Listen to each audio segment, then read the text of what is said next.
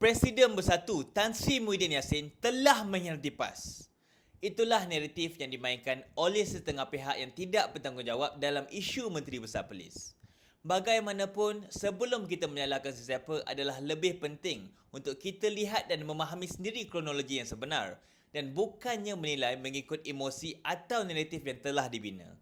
Pertama sekali kita kena faham, masalah ini bermula daripada masalah dalaman PAS sendiri terhadap MB PAS ketika itu. Kemudiannya keadaan ini menjadi lebih serius selepas tular audio mirip MB Polis yang menyentuh isu berkaitan Sultan Polis. Dan di sinilah krisis sebenar mula meletup kerana ia sudah melibatkan institusi diraja. Pada Oktober 2025, Istana Polis telah menitahkan Presiden PAS dan Presiden Bersatu untuk menghadap Sultan Polis.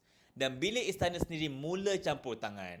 Ini menunjukkan masalah ini telah menjadi lebih serius. Namun pertemuan itu terpaksa ditangguhkan kerana Presiden PAS tidak dapat hadir atas sebab-sebab tertentu.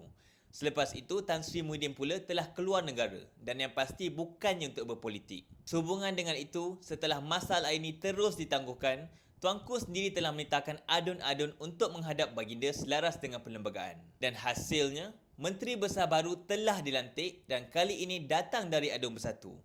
Jadi persoalannya sekarang, kenapa Tan Sri Muhyiddin Yassin yang dipersalahkan? Naratif dimainkan seolah-olah Tan Sri Muhyiddin Yassin telah menyusun gerak langkah untuk ambil alih polis. Sedangkan hakikatnya, beliau tidak terlibat secara langsung dalam konflik tersebut. Jadi, sangat tidak adil untuk kita melabel Tan Sri sebagai pengkhianat dan minta Tan Sri untuk berambus. Sedangkan proses ini sah dari sudut perlembagaan.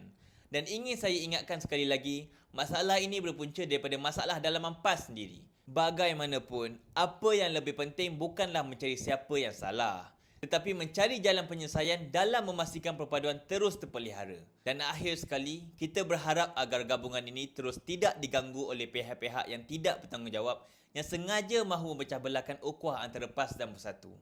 Apa-apa pun sudah tiba masanya untuk semua pihak bersikap lebih matang, hentikan polemik yang tidak membawa manfaat dan kembali fokus kepada agenda sebenar iaitu berkhidmat untuk rakyat.